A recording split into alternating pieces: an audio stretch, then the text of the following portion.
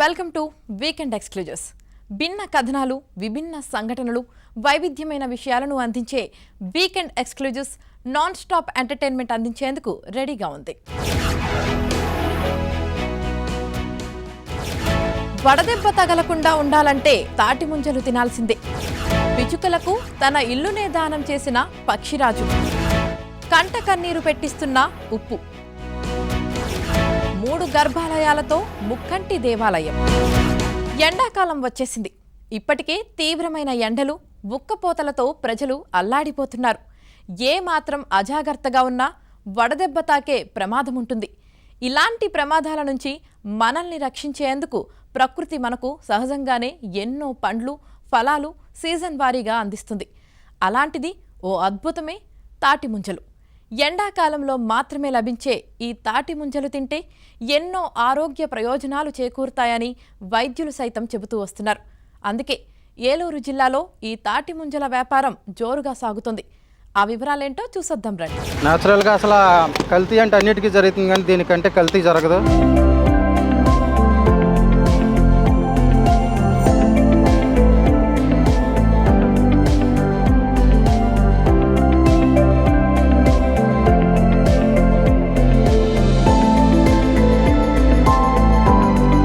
ప్రకృతి ప్రసాదించిన ఫలాల్లో ఎన్నో ఆరోగ్యవంతమైన ఔషధ గుణాలు దాగుంటాయి. కొన్ని సీజన్ను బట్టి కాస్తుంటాయి. అందులో ఒకటే తాటి ముంజలు. సమ్మర్లో కనిపించే ఈ ముంజలను జనాలు చాలా ఇష్టంగా తింటుంటారు.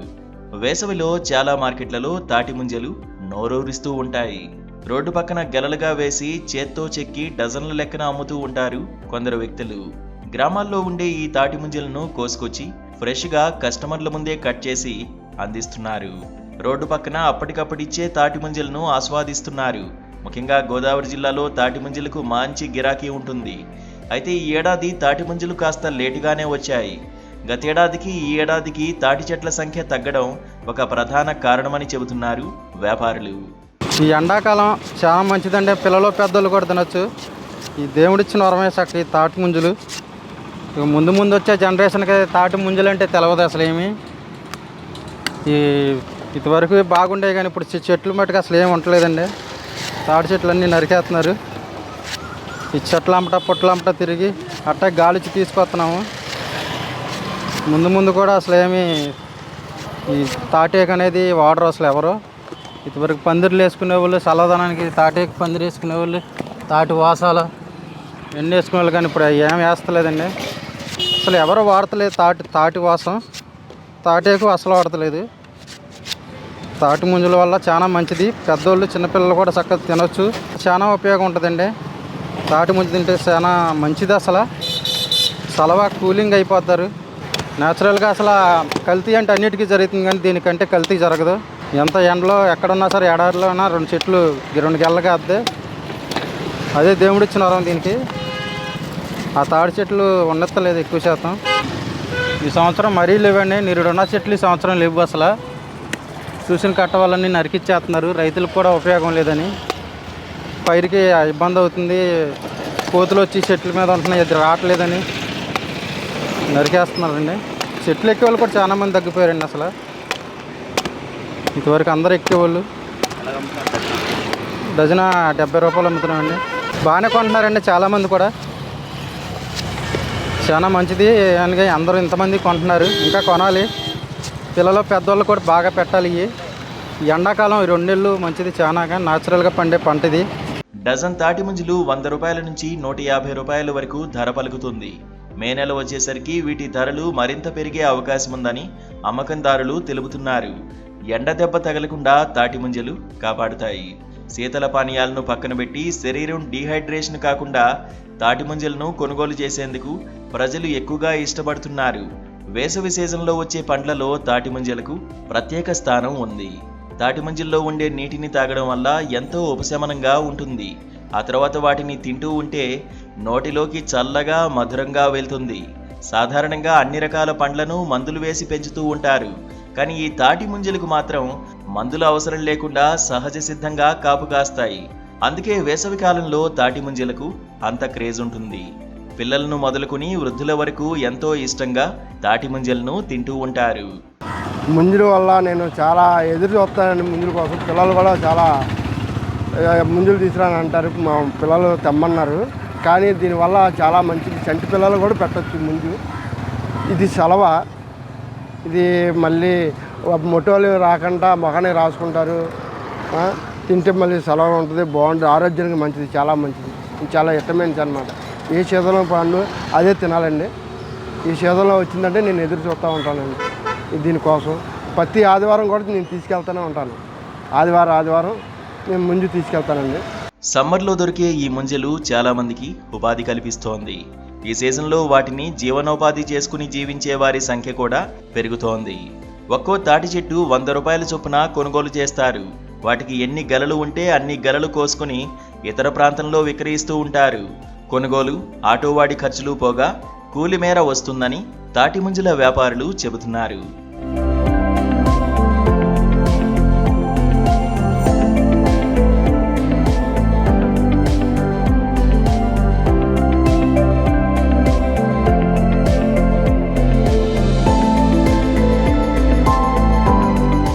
ప్రకృతి మనదే కాదు, సమస్త జీవరాశులది కూడా. అందుకే వాటికి కూడా జీవించే స్వేచ్ఛనివ్వాలి. కానీ పెరిగిపోతున్న టెక్నాలజీ, కాలుష్యంతో చాలా జీవరాశులు అంతరించిపోయాయి. మరికొన్ని అంతరించిపోయే దశలో ఉండటాన్ని మనం కాదనలేం. అలాంటి వాటిలో పిచ్చుకలు కూడా ఒకటి. సెల్ టవర్స్ విచ్చలవిడిగా పెరిగిపోవడంతో ఆ చిన్ని ప్రాణులు ప్రమాదంలో పడిపోయాయి. అలాంటి ప్రాణాలను కాపాడటానికి ముందుకొచ్చారు ఓ వ్యక్తి. వాటికి ఓ గూడు నిర్మించడం కాదు, అతడి ఇల్లునే వాటికి పంచి ఇచ్చాడు. ఇంతకీ ఎవరా వ్యక్తి? వాటిని కాపాడాలనే ఆలోచన ఎందుకు వచ్చింది? ఆ విశేషాలేంటో తెలుసుకుందాం రండి.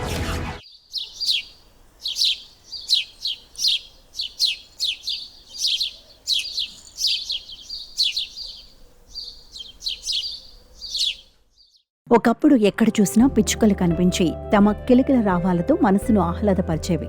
అలాంటిది ఇప్పుడు చూద్దామన్నా ఇవి కనిపించటం లేదు. 10,000 సంవత్సరాలుగా పర్యావరణ సమతుల్యతను కాపాడటంలో ముఖ్య పాత్ర పోషించిన చిన్న జీవి ఈ పిచ్చుక. పిచ్చుకల సంఖ్య తగ్గిపోవడం వల్ల పర్యావరణ సమతుల్యత దెబ్బతింటోంది. ప్రస్తుతం ప్రపంచవ్యాప్తంగా అనేక నగరాల్లో ఇవి కనిపించడం లేదు. నగరీకరణ, పట్టణ, గ్రామీణ ప్రాంతాల్లో విపరీతంగా చెట్లను నరికివేయడం, ఎక్కడ పడితే అక్కడ సెల్ టవర్ల నిర్మాణం తదితర కారణాలు పిచ్చుకల పాలిట పెద్ద ముప్పుగా పరిణమిస్తున్నాయి. ఇలాంటి సమయంలో పిచ్చుకలను కాపాడాలని నిర్ణయించుకున్నాడో వ్యక్తి. పిచ్చుకల కోసం తన ఇంటిని గూడుగా మార్చాడు. అంతరించిపోతున్న పిచ్చుకల జాతిని కాపాడటానికి తన వంతు కృషి చేస్తున్నాడు. ఆహారం అందిస్తూ పిచ్చుకలను ప్రేమగా చూసుకుంటున్నాడు.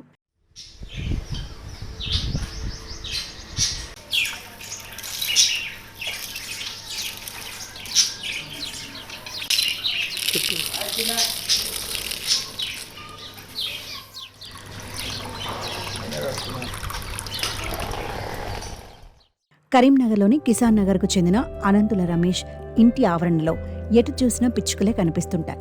అవి క్రమంగా అంతరించిపోవడం చూసిన రమేష్ వాటిని ఎలాగైనా రక్షించాలని భావించారు. అందుకే వాటి రక్షణ కోసం తన ఇంట్లోనే ప్రత్యేక ఏర్పాట్లు చేశారు. మొదట 1-2 పక్షులు ఇంటి ఆవరణకు వచ్చేవి.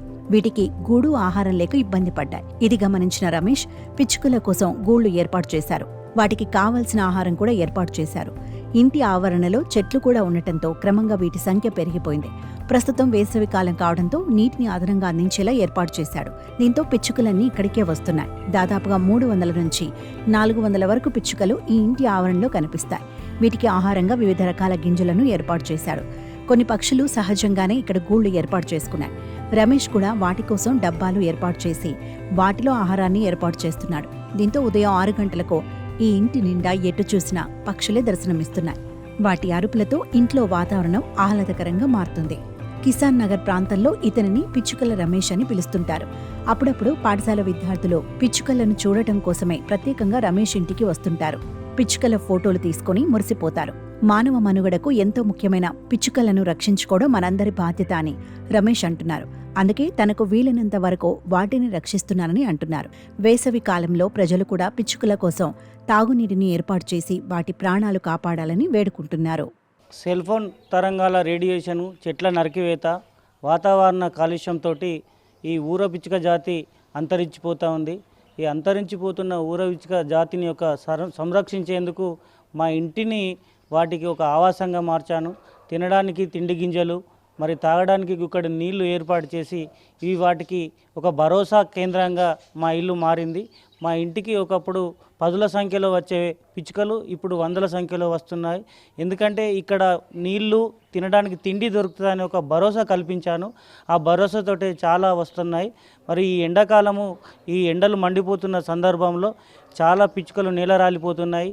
ఈ పిచ్చుక జాతి కూడా ఈ వాతావరణ కాలుష్యానికి, ఈ రేడియేషన్, సెల్ ఫోన్ తరంగాల రేడియేషన్కు కూడా చనిపోతున్నాయి. కాబట్టి వీటిని సంరక్షించాలనే ఒక ఆలోచనతోటి చాలా పిచ్చుకలను చాలా రోజులుగా, కొన్ని సంవత్సరాలుగా నేను వాటికి ఆవాసంగా నా ఇంటిని మార్చి నేను వాటిని సంరక్షిస్తున్నాను.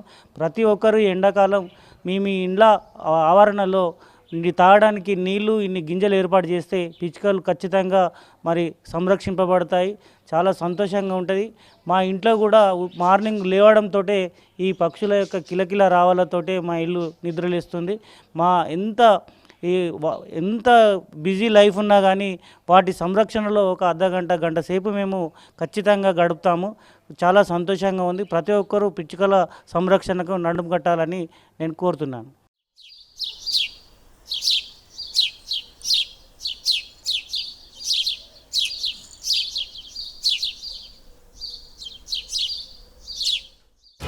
ఏ కూర వండినా, వాటిలో ఎన్ని రకాల మసాలాలు వేసినా, ఎంత రుచికరంగా వండినా ఉప్పు వేయకుంటే రుచే ఉండదు. అలాంటి ఉప్పు ధరలు రాను రాను పెరిగిపోయేలా కనిపిస్తున్నాయి. ప్రకృతి వైపరీత్యాలతో ఉప్పు సాగు కూడా కష్టమైపోతోంది. ఉప్పుని సాగు చేసుకొని బతికే రైతులు కూడా నష్టాలు చవిచూసే పరిస్థితి. ఇంతకీ ఉప్పు సాగు రైతులకు వచ్చిన కష్టాలేంటి? అసలెందుకు ఉప్పు సాగు భారమైపోతోంది? Watch the story.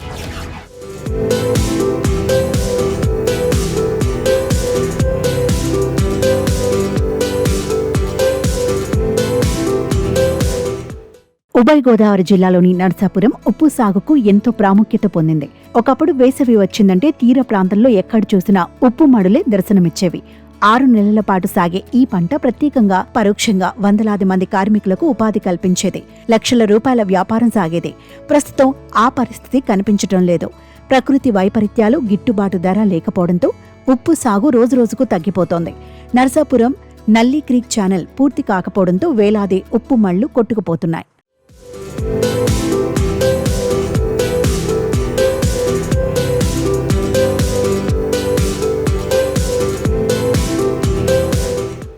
నర్సాపురం సముద్ర ప్రాంతానికి ఆనుకుని ఉన్న పెద్దమైన వానిలంక పరిసర ప్రాంతం ఉప్పు తయారీకి అతిపెద్ద కేంద్రం. ఒకప్పుడు సుమారు 800 ఎకరాలకు ఉప్పుగళ్ల భూమి ఉండేది. వేల మంది ఉప్పు రైతులు ప్రత్యక్షంగా పరోక్షంగా ఉపాధి పొందుతూ ఉప్పు పరిశ్రమకు పెద్దపీట వేశారు. ఏటా 5 టన్నులకు పైగా ఉప్పు ఉత్పత్తి అయ్యేది. స్థానికంగా రోజుకు 100 మందికి ఉపాధి లభించేది. కానీ ఇది ఒక్కప్పటి మాట. ప్రస్తుతం ఆ పరిస్థితులు కనిపించడం లేదు. ఉప్పు సాగు భూములన్నీ తగ్గుముఖం పట్టాయి. 200 ఎకరాలకు ఉప్పు సాగు పడిపోయింది. దీంతో ఉప్పు తయారీ ప్రాంతం పూర్తిగా కళ తప్పింది. స్థానికంగా పనిచేసే కార్మికులు ఉపాధి కోల్పోయి ఆర్థికంగా ఇబ్బంది పడుతున్నారు. మా తాతల కాలం నుంచి కూడా ఇదే సాగు చేసి బతుకుతున్నాం. మేము ఉప్పు మళ్ళు, ఉప్పు సాల్ట్ తీయటం, దాని ద్వారా వచ్చిన ఆదాయంతో బతుకుతున్నాం. కాకపోతే అప్పుడున్న రోజులకి ఇప్పటికి చాలా తేడా వచ్చింది. అప్పుడైతే నవంబర్లో మొదలెట్టి కనీసం ఒక 6 నెలలు సాగు చేసుకోవడానికి అవకాశం ఉండేది. సాగు చేసి దాని ఆదాయం తీసుకోవడానికి ఒక 4 నెలలు కేటాయించి తీసుకునేవాళ్ళం. వర్షం పడేలోపు అంత టైం ఉండేది. కాకపోతే ఇప్పుడు ఏమవుతుందంటే వాటర్ ముంపు వచ్చేయటం వల్ల ఇక్కడ వాటర్ నిల్వ ఉండిపోయి లాగకపోవటం వల్ల జనవరిలో స్టార్ట్ చేయడం కూడా వీలుంటలేదు. జనవరిలో స్టార్ట్ చేసి ఒక నెల సాగు చేయటం, దానివల్ల ఆదాయం రాదు మనకి. కూలీలను పెట్టి మనం పెట్టి 1 ఎకరం ఉందంటే, నాకు 2 ఎకరాలు ఉందండి, 10 మంది కూలీలు ఉండాలి 1 నెల రోజుల పాటు.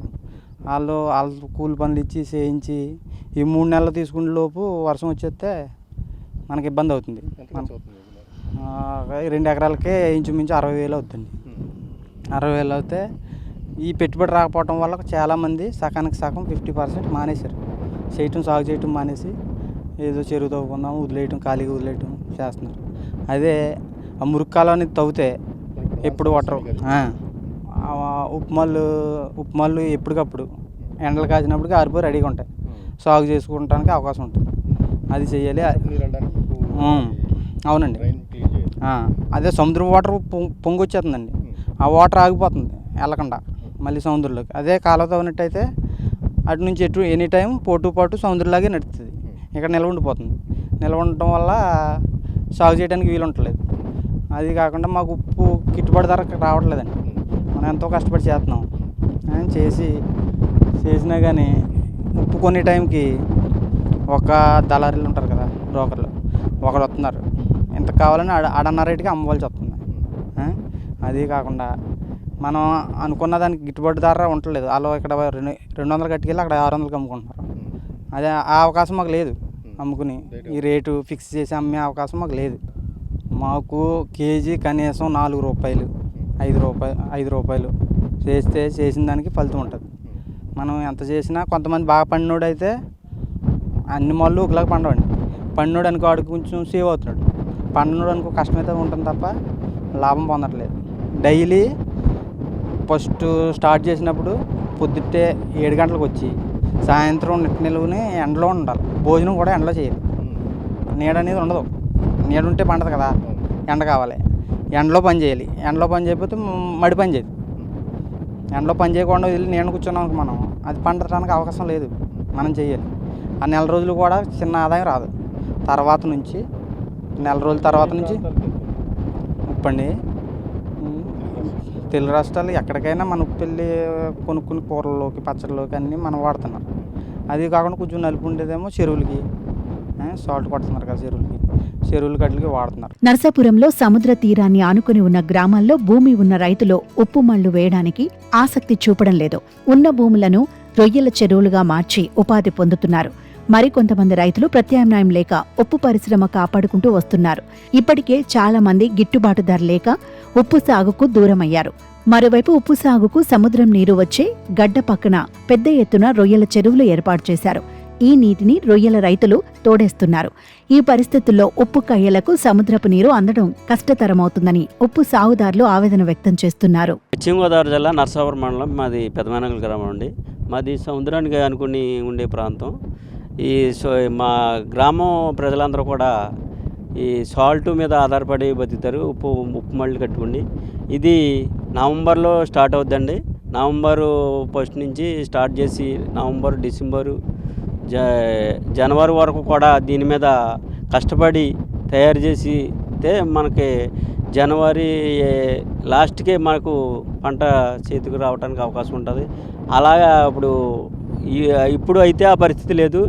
జనవరిలోనూ స్టార్ట్ చేసి పరిస్థితి వచ్చింది. ఎందుకంటే నల్లికిరికి దీనికి ఆనుకుని ఉండటం, అది పూడికిపోయి అది వాటర్ లాక్క జనాలు ఉప్పు మళ్ళీ మానేసే పరిస్థితి వచ్చారు. అందుకు అప్పుడు గవర్నమెంట్ 14-19 గవర్నమెంట్ నల్లికిరికి తవ్వటానికి ప్రపోజల్ పిలిచి పనులు కూడా ప్రారంభించిందండి. అప్పుడు రైతులు చాలా ఆనందించారు. తర్వాత వచ్చి గవర్నమెంట్ దాన్ని ఆపేయటం జరిగింది. అప్పుడు మళ్ళీ రైతులు మొరపెట్టుకుంటున్నారు ఇప్పుడు ఆ నెల్లికిరికి కావాలని. అలాగైతే ఈ పంట విషయానికి వచ్చేటప్పటికైతే ఇప్పుడు ఎకరానికి వచ్చి 40-50 వేలు సుమారుగా ఖర్చు అవుద్దండి. ఈ రైతులు ఏ వర్షం పడితే పంట పోతుందండి. దీని ప్రభావం వర్షం మీద, ఎండ మీద ఆధారపడి ఉంటుందండి. అకాలాల వర్షాలు పడితే ఇంకా నష్టమేనండి రైతులకి. ఎప్పుడైతే ఎంత ఎండ ఎక్కువగా అయితే అంత ఉప్పు రావడానికి అవకాశం ఉంటుందండి. వీళ్ళకి పడ్డ కష్టానికి ఫలితం ఉంటుంది. ఇక్కడ సుమారుగా 1200 ఎకరం చేసేవారండి. ఇప్పుడైతే కొంచెం తగ్గించారు. గిట్టుబాటు ధర లేక ఈ నల్లికిరికి వల్ల మునిగిపోవటం వల్ల రైతులు గిట్టుబాటు ధర లేనిది ఇప్పుడు చేసే పరిస్థితి లేరు. కాబట్టి ఇప్పుడు కనీసం ₹10 కూడా రైతుకి వచ్చే పరిస్థితి లేదండి. కేజీకి కిలో ₹10 వచ్చే పరిస్థితి, కొనుక్కెళ్ళే పరిస్థితి కూడా లేదు. బస్తా ఉంటుందండి, అది 70-80 కేజీలు వస్తుంది. అది మనం వర్షాలు కురకపోతే 1 అలా తీస్తాడండి రైతు.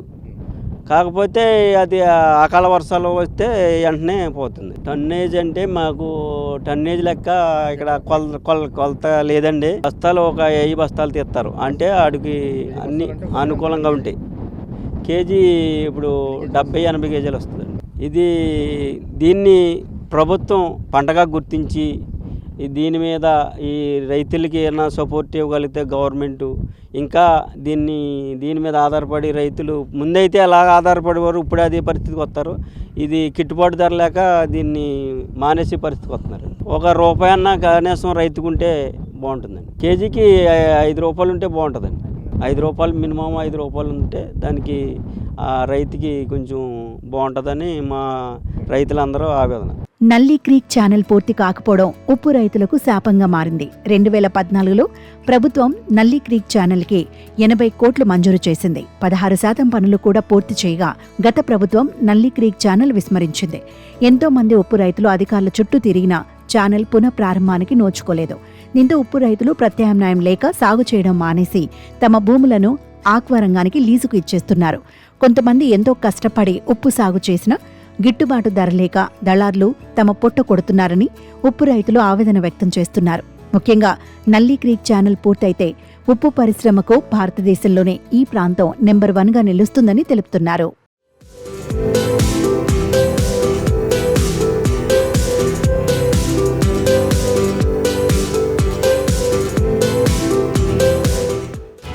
వీకెండ్ ఎక్స్క్లూజివ్స్లో మరో షార్ట్ బ్రేక్.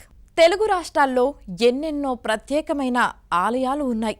ఆయా ఆలయాలకు ఎంతో విశిష్టమైన చరిత్ర కలిగి ఉన్నాయి. తెలంగాణలోని ఖమ్మం జిల్లాలో కూడా మహిమాన్వితమైన శివాలయం ఒకటి భక్తుల కొంగు బంగారంగా ఎంతో పేరుగాంచింది. చాలా అరుదుగా కనిపించే 3 గర్భగుడుల మండపంతో తెల్లటి శివలింగం ఆ ఆలయంలోని మరో ప్రత్యేకత. ఇక్కడి శివుడు గంగను కూడా పెళ్లాడతాడట. ఇలా ఒక్కటేంటి, ఆ ఆలయ చరిత్ర, అక్కడి శిల్పాలు అన్నీ ప్రత్యేకమే. మరి ఆ గుడి విశేషాలేంటో ఆలస్యం చేయకుండా తెలుసుకుందామా?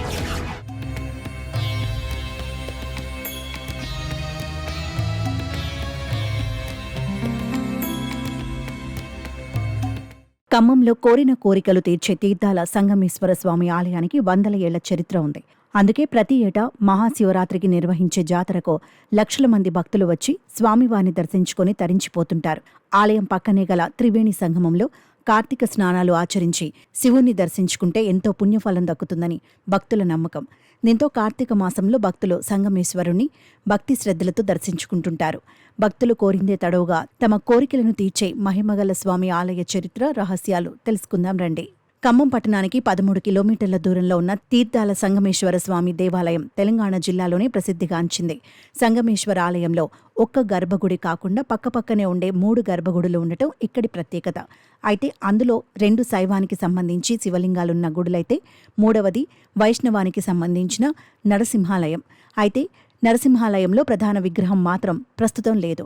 ఆ గర్భగుడిపై మాత్రం శేషసాయి అయిన మహావిష్ణువు రూపం ఇప్పటికీ కనిపిస్తుంటుంది. తెల్లటి నునుపైన ప్రత్యేక శిలతో చేసిన సంగమేశ్వరుని లింగాకారం పానవట్టంలో విడిగా తీసిపెట్టినందుకు అనువుగా ఉన్నట్లు నిర్మించారు.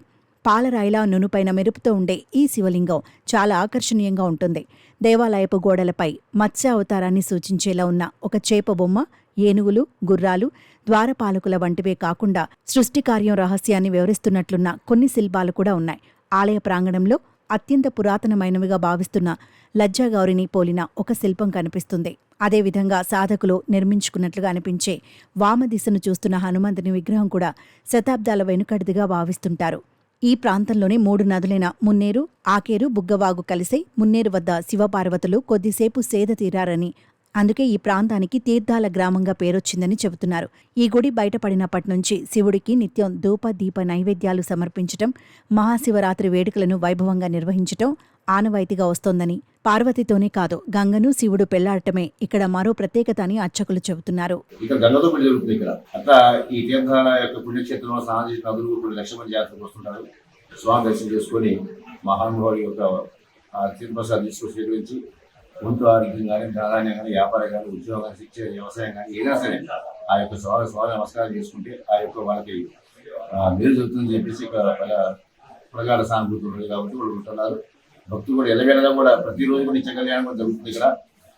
ఈ ఆలయానికి ఎంతో మిస్టరీ ఉంది. సుమారు 500 ఏళ్ల క్రితం ఆయుర్వేద వైద్యులు బజ్జారి నాగయ్య మూలికల కోసం ఈ ప్రాంతంలో తవ్వకాలు జరుపుతుండగా ఈ గుడి బయటపడినట్లు ఆలయ చరిత్ర చెబుతోంది.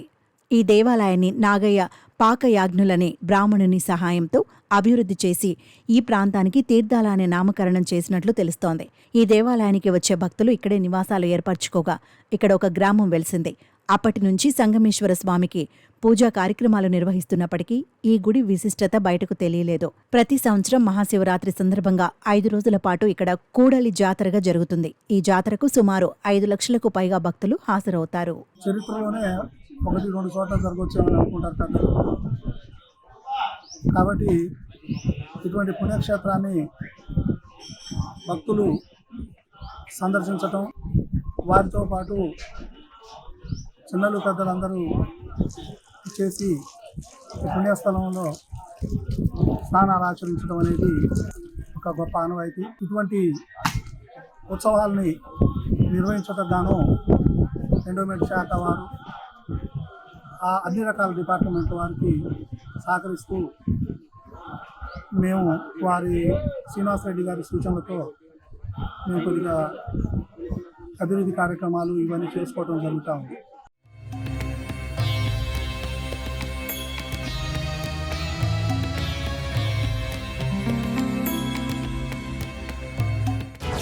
చూశారు కదా, ఇది ఈ వారం వీకెండ్ ఎక్స్క్లూజివ్స్. వచ్చే వారం మళ్ళీ కలుద్దాం. Until then keep watching ABN Andhra Jyothi.